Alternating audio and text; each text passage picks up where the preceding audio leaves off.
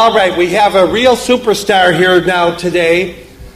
Dan Kennedy has been working with Eileen and TJ Rohleder since about 1992, taking away some of the bucks that I could be making. No, the truth is I started with them in 1989 and I still help them today, but they've broadened out and they work with a lot of people, many of which I've introduced them to.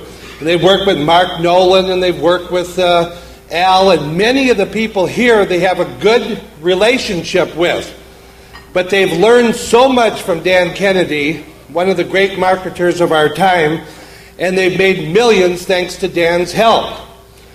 Dan Kennedy speaks all over the country with some of the greatest superstars and top entertainers and political heroes, if you want to use that term, let's just say politicians, of our time. I mean, he's appeared with ex-President George Bush and Barbara Bush.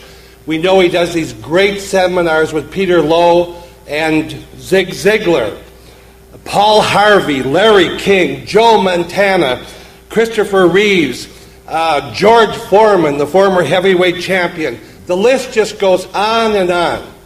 He is considered... Your predominant interest is in having money arrive for you in the mailbox and over the fax machine and squeezing out of the printer attached to your computer and all of the ways that we get money in direct response. I'm probably going to say some things to you today that will frustrate and annoy you, as well as some things maybe that will excite you. But I want to try and give you, first of all, I've been, as you are well aware from the agenda, I've sort of been saddled with a topic, not of my choosing, the $100,000 in 90-day thing. And so we got to do that. And I want to give you a handful of really important, fundamental, direct marketing basics without which any attempt to make money in direct response will fail. I'm going to talk to you about realistic numbers, what it really takes to make money in this business. And that's some information that may frustrate some of you. But I have some preliminary comments for you. One is that you would be hard-pressed to stand up here in the front of the room and not quickly note that there are a lot of folks in the room who are pretty gray on top. There are a few folks in the room who don't have anything left on top at all, but at dinner last night, the speaker's dinner, I was sitting next to Mike, how do you say his last name? Loria. And I guess Mike, it came up in conversation, I guess Mike is just turning 40. And people quickly began to, sort of tell him what to expect. One of the things that, about mid-40s where I am, you begin to discover that it's easier to grow hair in your ears than it is on your head. And, which is a very frustrating thing. And the eyesight starts to go, and, the ears start, hearing starts to go. But anyway, you would notice if you stood up here, and if you just look around the room, you'll see that this is a group where there's a lot of, whatever term you wish to use, mature folks. And I'd be remiss in not acknowledging then that there's more wisdom out there looking at me than there is wisdom up here looking at you, purely based on years. But having said that, let's talk money for a second. Now, I don't know anything about anybody in the room, so I'm guessing. But I'm guessing quiet about it. By the way, as we go along, I'm going to recommend a bunch of books to you that you should read. And one book, if you haven't read it, is a book called The Millionaire Next Door. You walk in any bookstore and get it. Right now it's on the bestseller list. And it's the result of a long study. The author's name is Thomas Stanley, and he's our university professor, but still has some sense. And West Coast. They live in the quote heartland of America, like where we are. And they're more like Sam Walton was than they are like Donald Trump, just to be very simplistic. More likely to be driving a used car, not a new car, et cetera. But anyway, I'm betting in the room there's 3 to 5 who are rich. Probably not rich as a result of the business we're all here to study and talk about, direct response, but nevertheless rich. And their money's going to outlive them. Then there's probably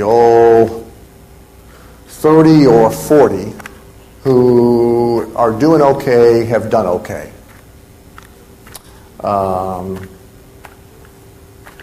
Going to be okay as long as they don't do anything incredibly stupid or incredibly extravagant for the rest of their lives. Then there's probably, at the other end of the spectrum, there's probably 25 or 30 here who can barely afford to pay attention. And look, I don't mean that in an insulting way, because probably everybody who has spoken to you this weekend has been there, as have I.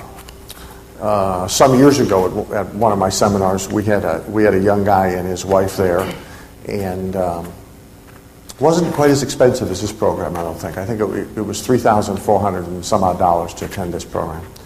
And this young guy and his wife were there, and I didn't know it in advance, but I came to know it. At the time that they attended the seminar, they were $112,000 in debt on their credit cards, which, by the way, it takes some initiative to run up $112 grand on MasterCards and Visas.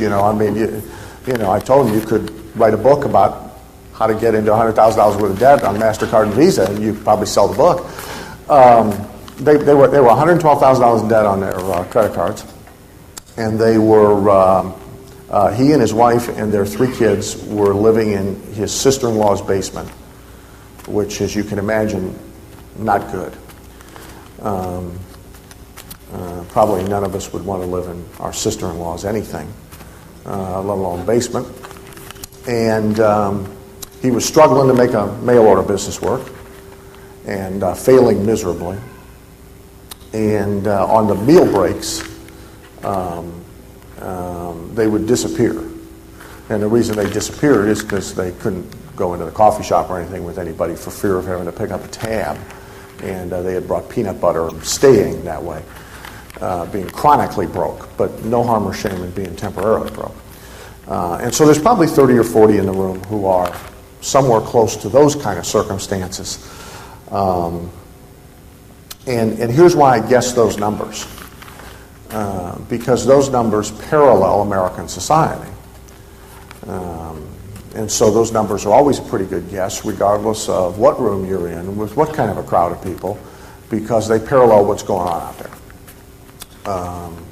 There's roughly 3 to 5% of the American population that ever achieves any significant amount of financial success. And there's a real and that tells you a very important thing. It tells you that just about everything that the majority of the people you know ever say to you about making money is wrong. Earl Nightingale used to say, if you don't have a really good model to look at about how to be successful, just look around at what everybody else you know is doing and do the opposite. Because you'll be right most of the time. And so, when you start to learn the direct response business, you find that you immediately place yourself in sort of a weird minority.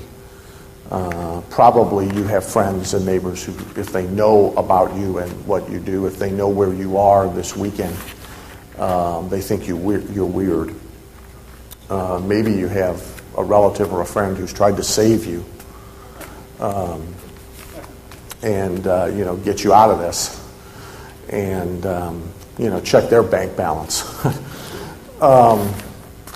So anyway, here's my story.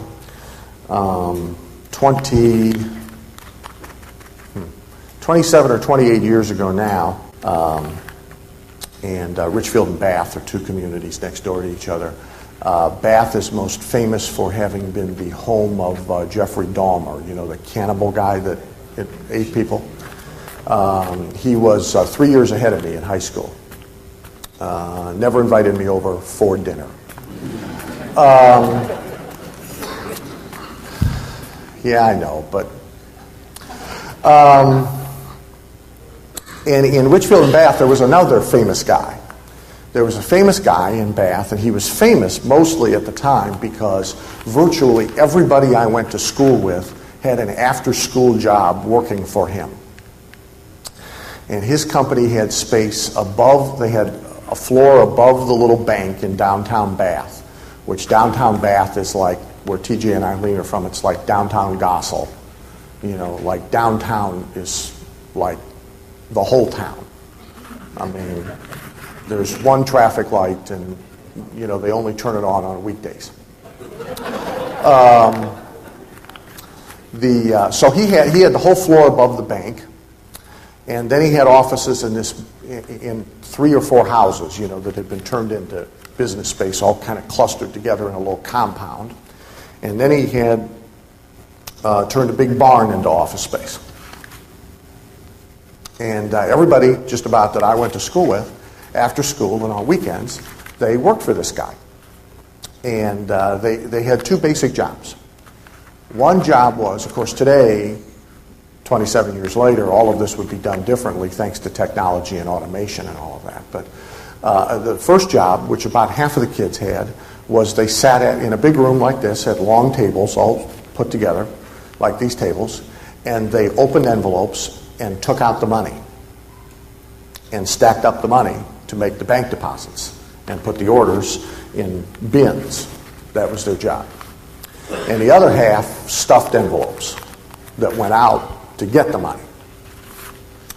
And I never worked over there, but everybody knew, this guy was the talk of town because, first of all, he was like the major employer.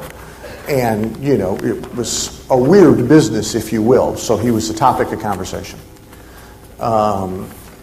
This guy's name was Gary Halbert, and Gary is famous for having written a 1-page letter that is now, if not it's certainly in the top 10 most mailed sales letters in the history of the world. That's no exaggeration. Somewhere in the neighborhood of 50 million of these letters have been mailed over the years, and it built a huge enterprise.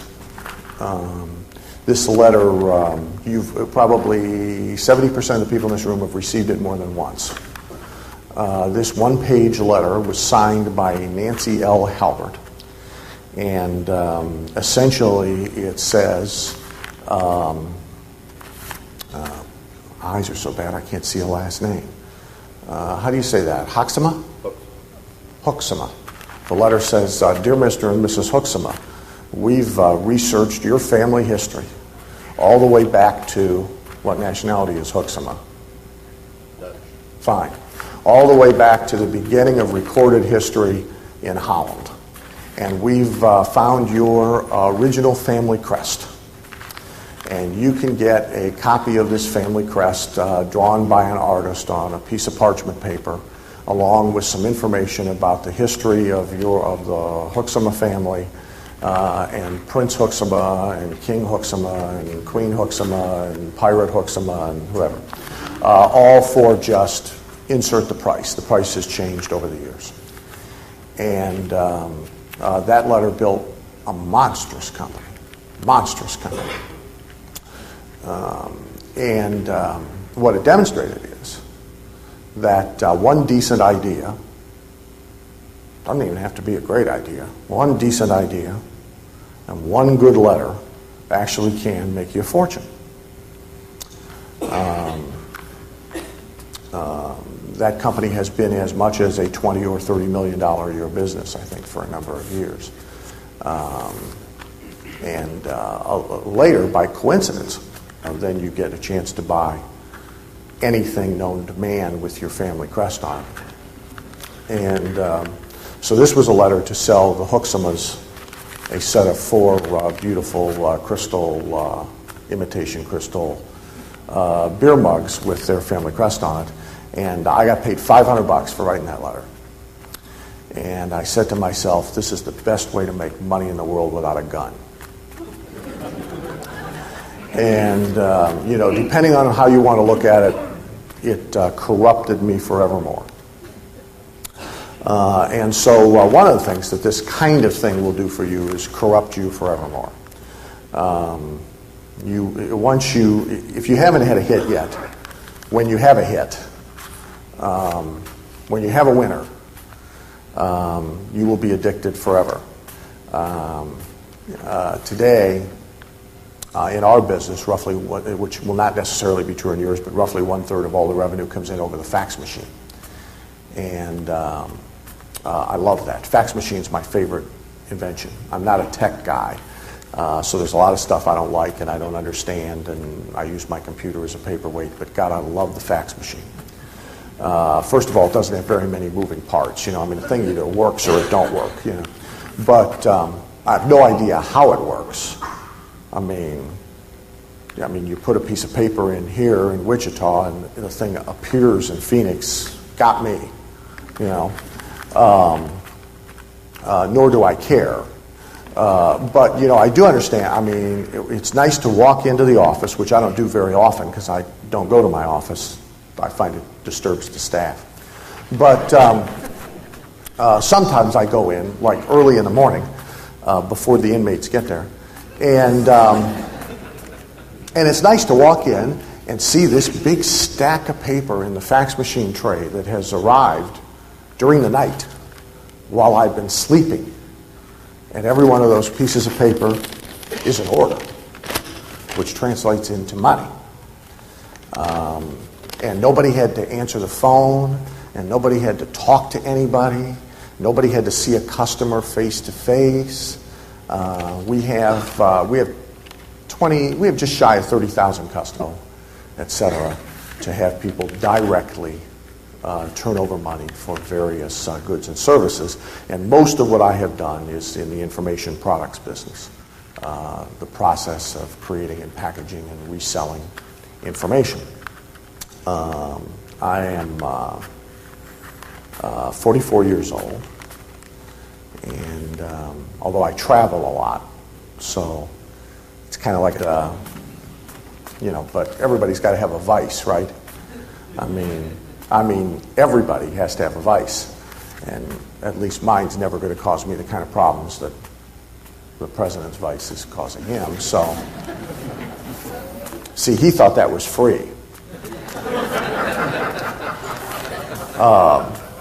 But $6 million in legal bills later, not free. Not free. Let's see, it's cost us $40 million. It cost him $6 million. $46 million divided by 37 times. Do the math. We could have hired for him and sent him in every day and been ahead of this game by $25-30 million. Anyway, just shows you they don't come out of Arkansas very good at math. By the way, I don't want to get anybody mad at me, but this is just trivia, but did you know that the toothbrush was invented in Arkansas? Yeah, if it had been invented anywhere else, it would have been called the teeth brush.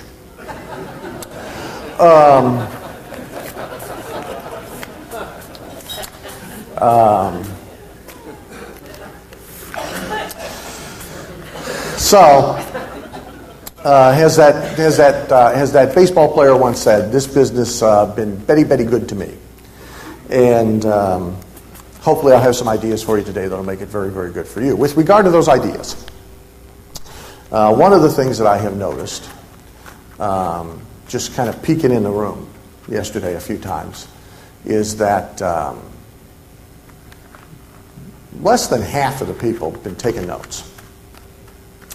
And so a quick story for you and then a tip for you. About 15 years ago, I was doing a seminar, and we used to make them take notes.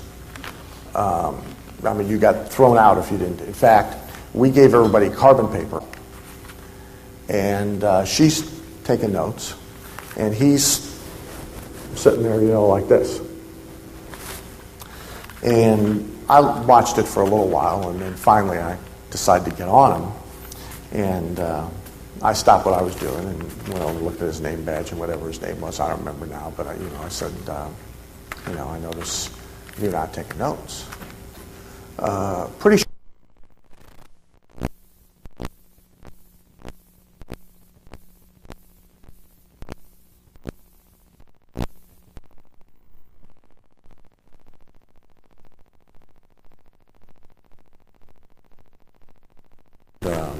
When a young woman asks you that question, you immediately think, paternity test and stuff. But at her age,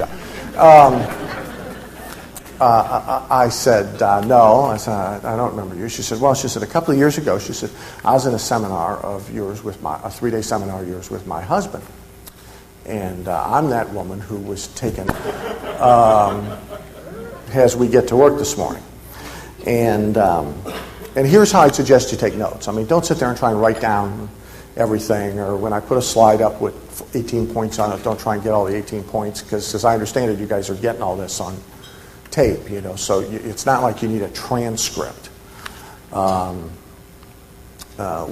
you want to do when you take notes is like if you get a good page out of these 3 hours, consider that a good deal.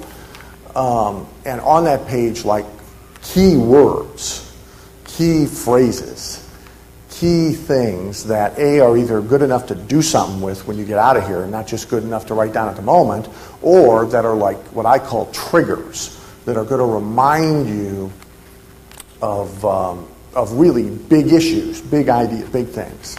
And I'll point some of those out to you as we go along. The other thing you want to take notes on is these books that I recommend to you as we go along that you should read so that you can get them.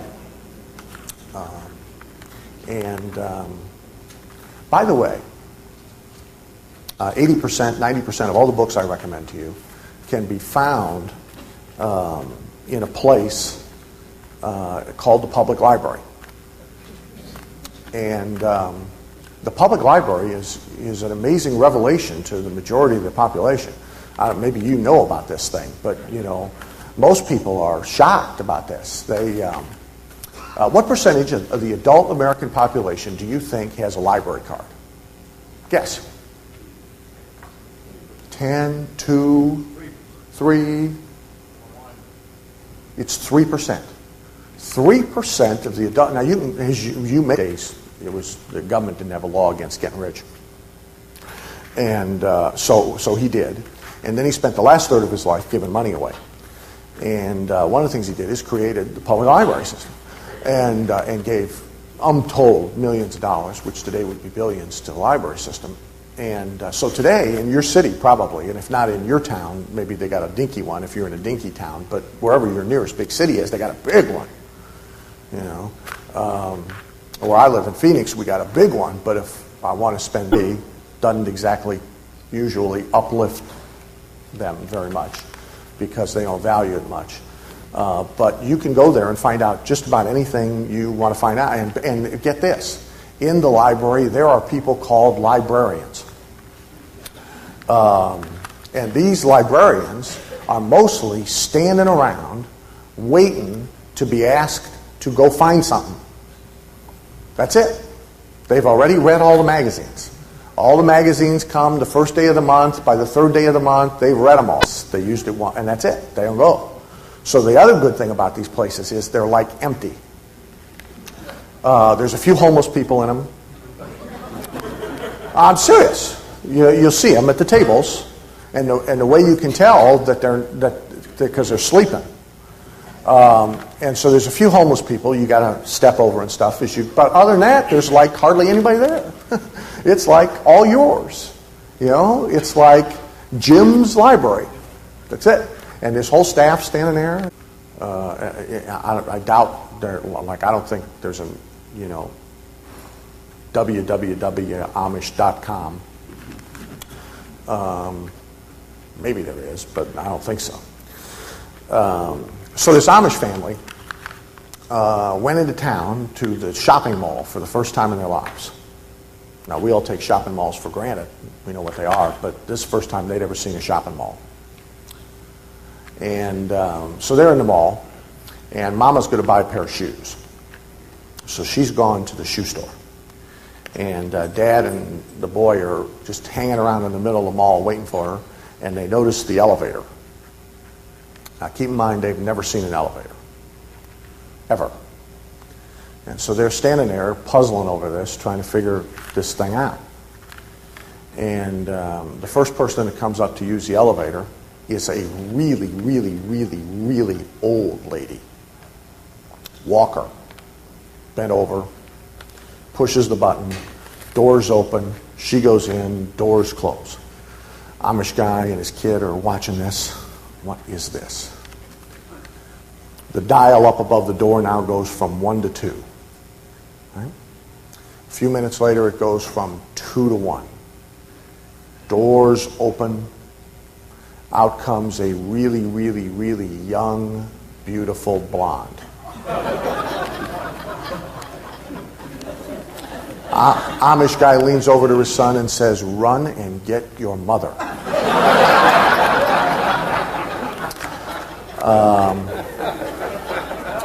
See, it would not be unusual for you to have sort of a deer in the headlights look as a result of some of what we talk about. Last thing I'll say is that, before we get to work, is that being confronted with new and different things, changing your thinking.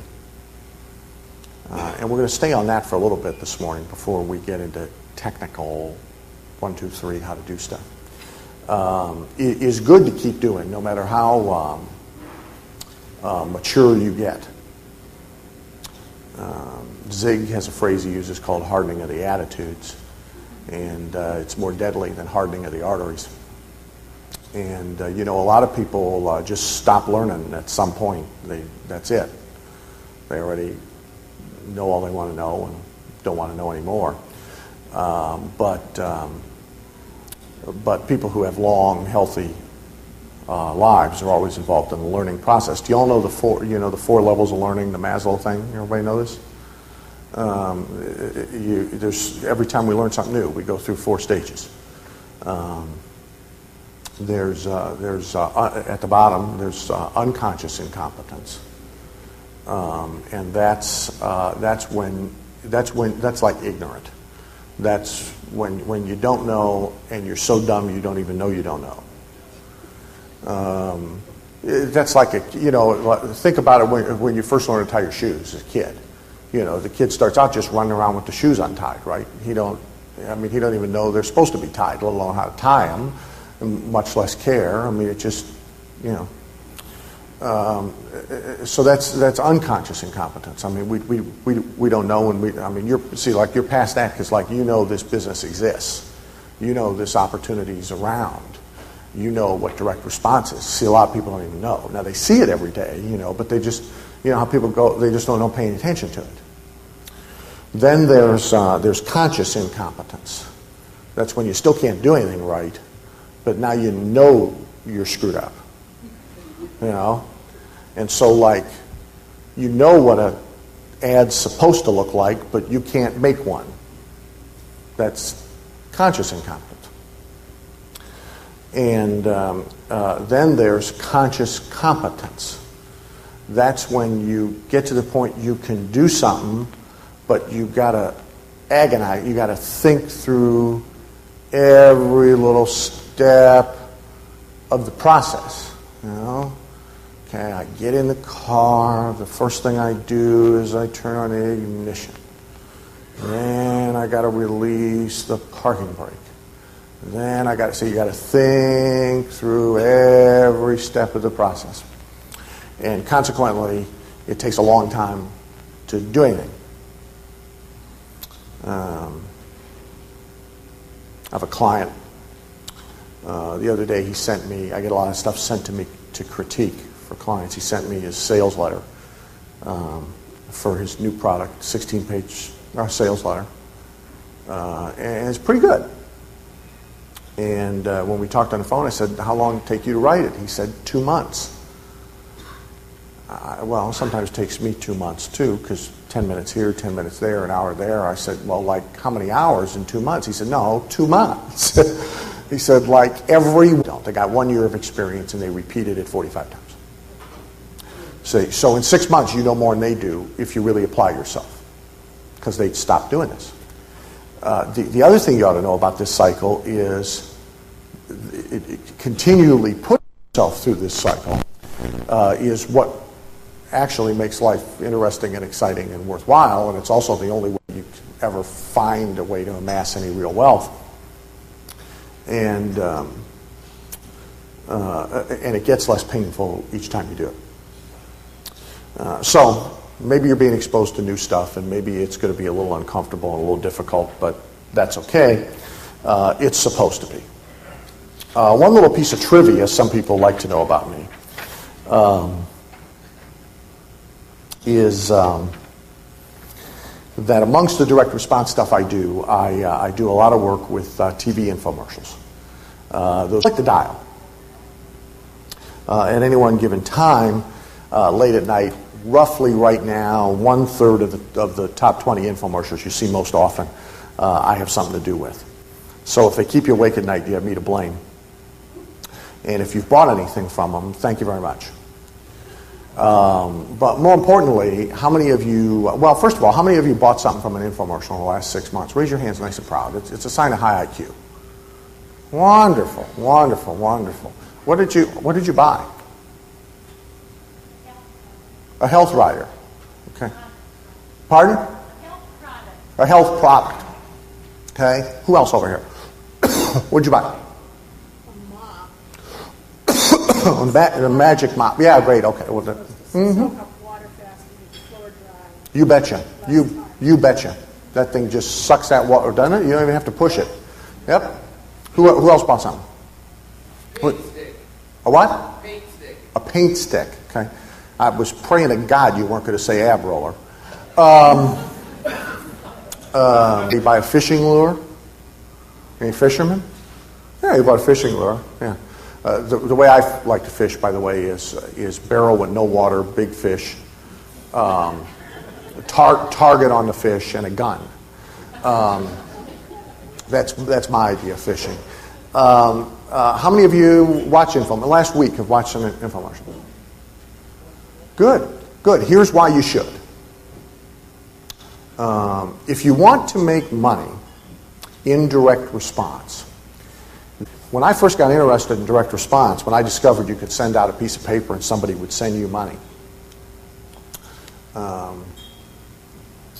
I got excited. And I immersed myself in this thing. And by immerse myself, I mean I stuck my nose anywhere I could, as much as I could, in anything I could that had anything to do with direct response. I watched there was no infomercials at that time. Reagan had not yet deregulated the airwaves. But when a commercial came on TV with an 800 number and it's selling something, I went to the bathroom during the shows. Man, I wanted to see the spot. Magazines, skip the article, study the ad. Okay? I immersed myself in it because I was looking for principles. How many of you know the Napoleon Hill story? How many of you read the book Think and Grow Rich? Okay, not as many as I would have thought, but a few. For those of you who haven't, put that on your list, by the way. A book called Think and Grow Rich. Napoleon Hill became famous because Andrew Carnegie gave him access to 500 of the most successful people of his time, and Hill went around and interviewed them all. And what he looked for was what they had in common. Because what he discovered is all successful people have a lot of differences. When Sam Walton was alive, I used to say if you brought Sam Walton in here and Donald Trump in here, ads and sales letters, and if you see the same thing done over and over and over again by a whole bunch of different people selling a whole bunch of different stuff to a whole bunch of other different people, you can conclude that's a principle. And so that's what you want to do. You want to study direct response. You want to... I had an early mentor, a millionaire, who said, until you figure all this out, you should walk like I walk, and you should eat like I eat, and eat what I eat. Because who knows, that might be it. Well, so I mean literally, man, I had my nose like right on his butt. Looking, paying attention, studying. And I immersed myself in this stuff because I was looking for principles. And by the way, the one you find that way will serve you much better than the ones I stand up here and tell you about this morning, because it just is more valuable when you find it and figure it out. And by best, I mean that which works best. Not that which you like best, but that which works best. So now let me loop back to infomercials. The television infomercial is the hardest thing to make work in direct marketing. It's harder than a print ad. It's harder than a sales letter. It's harder than selling face-to-face, one-on-one. It's harder than doing telemarketing. It's the hardest thing to make work in direct marketing of anything we do in direct marketing. That's why I like it, because it's interesting. Here's why it's so hard. Because our customer sits there with a box in their hand. And the millisecond we bore them, they push a button and replace us with a 50, 60, 70, if they got satellite, 200 more interesting choices. Zoop. And now many of you in the room are in the age group that don't click a lot. You folks still, I mean, when I was a kid, you turned the TV on, right? You walked over to it and turned it on. And then you waited. And then, pretty much, you picked one of the three networks for the night, NBC, ABC, or CBS. Okay? And that noise you hear when you drive through a quiet neighborhood at night now ain't crickets. By the way, as an aside, we've done a lot of research. Infomercial industry sells $1 billion last year worth of merchandise on television. A lot of them mops. And so we've done a lot of research, and women watch TV programs, men watch TV. Men click 4 times as much as do women. There's apparently a male attention deficit disorder gene that women don't have, and it's activated by marital vows. And it's then stimulated by the placement of any object in whichever is the operable individual's hand. In fact, gals, if he falls asleep on a couch, you can take the remote out, put the flashlight in, and when he wakes up, he's clicking. But now think about what that does to us trying to sell in that environment. Say, they are all sitting there, clicker poised, daring us to bore them for even a millisecond, and they will click us away. Toughest selling environment anybody will ever sell anything in. And so when you watch an infomercial, what you see is the best and the brightest marketing minds that can be corralled and put in a room trying to do, and if it's on repetitively, successfully doing the most difficult direct marketing job on the planet. A show around and figure out what should be said word by word by word, second by second by second, in order to sell the mop. So the expensive thing is not making the video. The expensive thing is paying the people who know what to say to make the video sell something. So when you watch it, if you watch it this way, if you don't watch it just to be entertained, or you don't watch it, so you ought to study them. And you ought to look for what is done over and over and over again. What did they do to sell the mop that they also do to sell the Carlton Sheets tapes, that they also do to sell the fishing lure, that they also do to sell the pots and pans, that they also do to sell the health product? Oh, there's a principle. Therefore, there's something I must make sure I do in whatever I do to market my product. The other thing you should study, you should put this on your reading list, is the National Enquirer and its sister the publications of its ilk, the Star,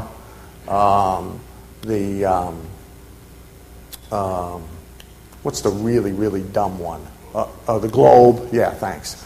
I don't know that I would have volunteered that information if I were in your seat, but the Globe. There's another even dumber one than the Globe. Yeah. There we go. Well, now we know the literary level. Look, here's what you want to do, and here's why. You want to get all those, and you can skip the articles about Vanna being impregnated by the Martians. I happen to know Vanna, and kid looks okay to me. Now, Madonna's a whole nother story. But what you want to do, though, is you want to skip those articles and study the ads. Because, well, if you haven't done it and you want to get your heart started in the morning, call up the ad office of the National Enquirer and say, how much does it cost to buy a page? Okay? And you'll go, okay? Because the numbers, like more than a bunch of folks make in a year. And so if you see a full-page ad in the Enquirer, like 6 weeks in a row, figure they spent $500,000. That means they brought in, presumably, more than $500,000, or you wouldn't see it the sixth time. Because the nice thing about direct response, by the way, is, which you probably all know, is we know pretty quick when we fail. You don't got to do it for a year. Send out 1,000 pieces, no orders, not good. Don't got to mail 9,000 more. Got the message. So if it ran 6 times, it's making money. Now, and again, for the most part, those aren't amateur ads because it costs so much to buy the space. For the most part, those are not amateur ads, meaning, no offense intended, but they're not ads written by yuns. They're ads written by us'ns. Now, sometimes they're written by us'ns for yuns, but generally they're not ads written by yuns. So that means, like an us'n, just to write one of them, would get a fee, $15,000, $25,000, maybe even $50,000, plus a percentage of the gross, plus the clients buying the space. Now, here's what that means. That means, see, that's the most expensive and the most effective direct response media and print on the planet, are the tabloids. And marketing minds in the country at work in the National Enquirer. See, I see one. I'm on the airplane yesterday and flying here from San Diego through Dallas early in the morning. But one of the things I'll do on an airplane is I'll read magazines I don't normally read, that I don't get at home. And one of the ones I haven't been getting lately, I rotate, I get bored, Reader's Digest. So I got the Reader's Digest on the airplane yesterday. And man, did I see a great direct response ad. Never saw it before. Don't know if it's working, because now I got to go see if it ran in last month's Reader's Digest, and if it ran in the month before that, or I got to pay attention to see if it runs in the next one, and I got to go look now and see where else is he running this thing. But boy, there's a great direct response ad. And so what did I do? Yeah. I stole it. Okay? And as soon as that thing goes in my swipe file. Okay? So you want to be reading the tabloids. By the way, you have two. First of all, by the way, this is cheap. Did you know this? It's not as cheap as the library, but it's cheap. It's like, what is it to subscribe to the National Enquirer? It's like $8 for 25 weeks or something. I mean, it's like nothing, you know. And it is education. The best direct market, it arrives, and you can study it. Now, you do have two choices, by the way. You can subscribe to these things, and then only your mailman knows you're an idiot. Or you can go to the supermarket or the 7-Eleven, you know, and you can go to a different one each time if you want to and buy them. If you're fortunate, if you have staff like I do, then you can make the staff do it.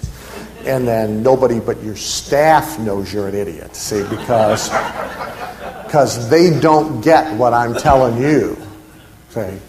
See, the staff, they think I'm reading the articles about Vanna and the Martians. Because if they got it, they wouldn't be working for me. They'd be in business. See? So they don't. So you don't necessarily want your staff to get it. Well, so you want to study, say, and you want to study infomercials. Well, here's what we're supposed to be talking about. Here's 7 keys we're going to go through. Some of them we're going to spend more time on than others because some of them I know something about and some of them I don't know nothing about. But the first one, just to spend a little more time on this thinking thing.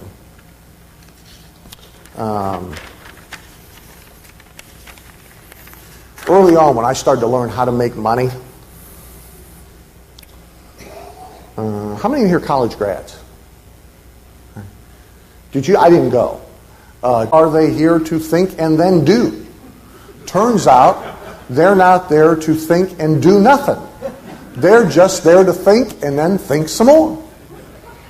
And so they turn out a whole bunch of folks who are good thinkers, but can't do anything. And then they got to go find out from somebody like TJ and Eileen, who they wouldn't let on a college campus. You know, they'd have the security guys out with guns. Get these people. Pictures up in the college post office. Get these people off the campus. Then they got to go to people like them and find out, how do we make any money? Because they don't know. So when I first started to learn how to make money, which was like new to me. Again, I didn't go to college. I'm a high school grad, but as you may recall from high school, we didn't get that class there either. We didn't even get anything close, you know. And physically. Now, there's like 2 applications of that. One's sort of a very esoteric application. I mean, it has to do with big issues of how we think about ourselves and how we think about the world and how we think about money in general. Reverend Ike. Anybody ever see Reverend Ike? Some of you are of the age that would have seen. Anybody who's seen Reverend Ike work? By the way, he's still working. So if you ever get a chance to see, the guy's name is Reverend Ike. He's a prosperity preacher. If you ever get a chance to see Reverend Ike, he works California quite a bit, still comes to San Diego from time to time and does a public seminar. Put him on your list. Go see Reverend Ike. Reverend Ike always said that more people have more hang-ups about money than even about sex. And he was saying that in the 50s when we had hang-ups about sex. And he's right. People got all kinds of fouled-up attitudes about money. So that's like the esoteric one. The other application that's maybe a more practical one of that, it means that there's no dollar bill anywhere in circulation that didn't start as by being birthed from an idea. That's where every dollar starts from. Now, it gets exchanged, by the way, later through manual labor. No ideas. People doing stuff. Right? This. Bring them in, stack them, take them out. Right? Money gets exchanged that way. And nothing wrong with that. We need those folks. Well, you don't want to go down to the 7-Eleven and find there's nobody there when you need a quart of milk. Somebody's got to do that. But you don't. I appreciate the folks who do it, but I gave up manual labor for Lent in, 1975 or 76. And I suggest you do the same, because you're real limited in how much money you can get exchanging labor for it. But every dollar bill starts here first. And all the money is made here, and then it's like collected later. And so what that tells you is, if you're not thrilled with what you got in your pocket, the place to look for answers is in your thinking. Now, a lot of people want to look for answers somewhere else. Right? Like they want to blame the education they didn't get, or they want to blame their parents, or they want to blame the government, or they want to, well, right now we're not blaming inflation because we don't have any, but as soon as we got some, a whole bunch of people want to blame inflation.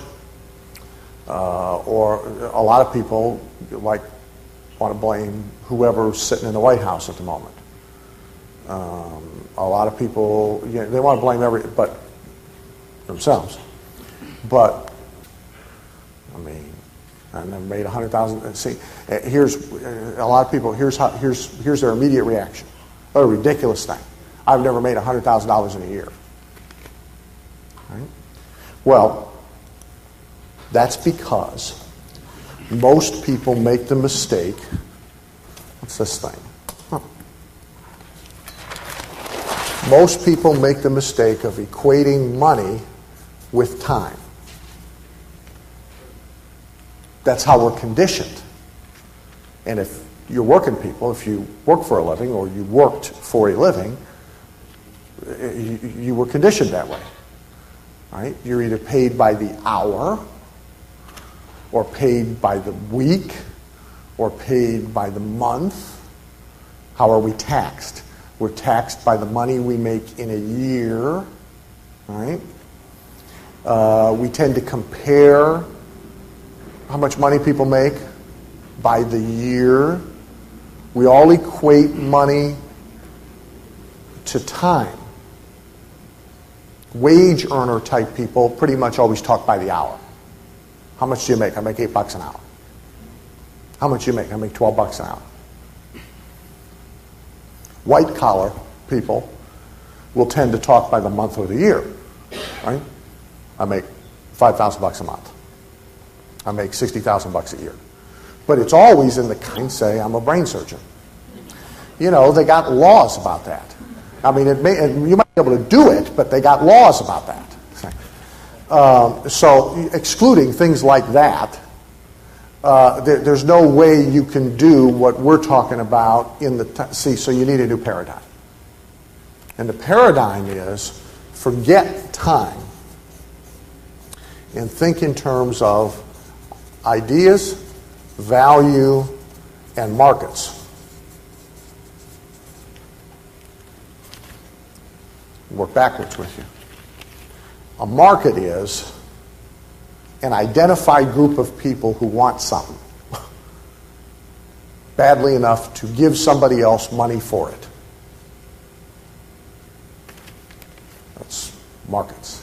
And from there can come enormous sums of money in very short periods of time. How much money does Bill Gates make?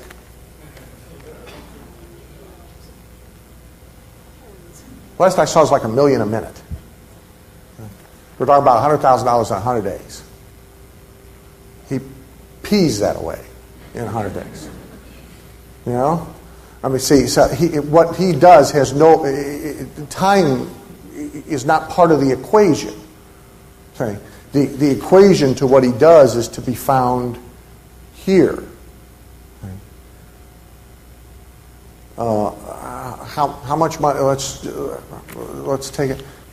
How much money does a guy who owns all of the McDonald's franchises in Wichita and Kansas City make? I don't know the number, but it's a big number. And if you tried to figure it out by the hour or as a monthly set, it'd be a dumb number by the hour or by the month. See, it's not based on that.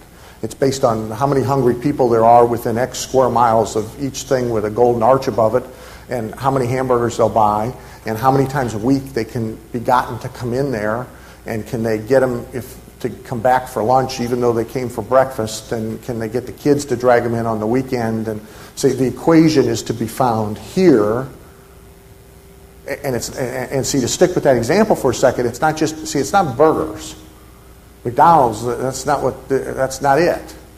Part of it, the market share is 42%, by the way. 42% of all the hamburgers in America, McDonald's.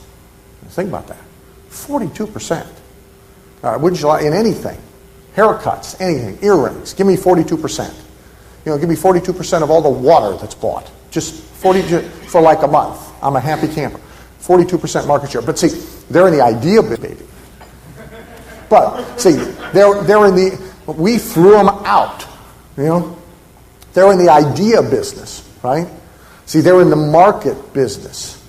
Kid, parent, people at lunch hour who only got 30 minutes, got to get back to work. Market. See, this is where you find your formula if you want to transcend time with the way you make money. So one issue is always markets. But 90% of all the clients don't, like if we're doing an hour of telephone consulting that they're paying $800 for, they don't stay on the phone for the whole hour. It's not necessary because they're not really buying the hour, they're buying the answer. Right? They're buying the value.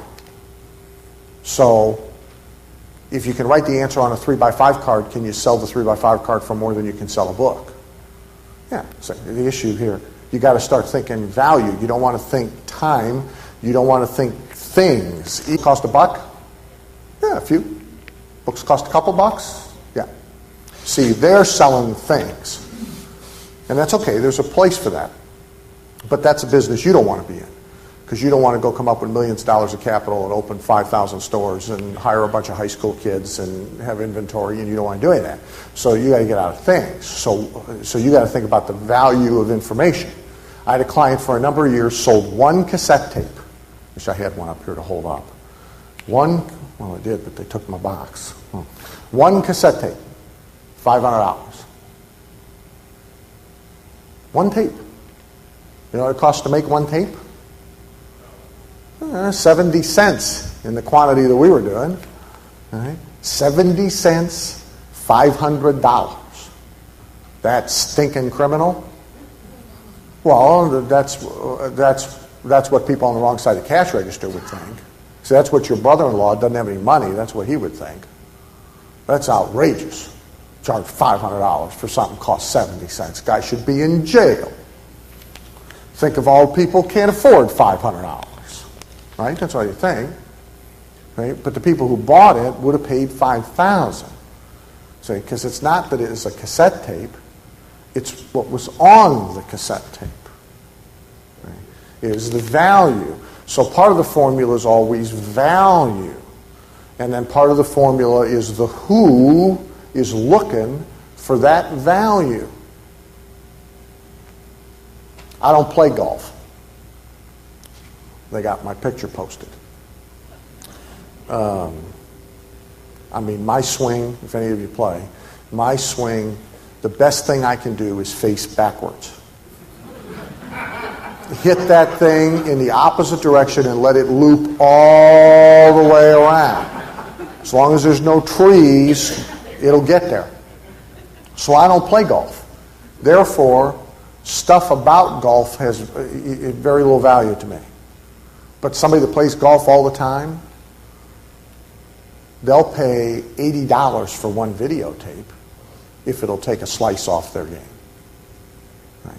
But we can go down to Blockbuster and buy Titanic on video for $19.95, say.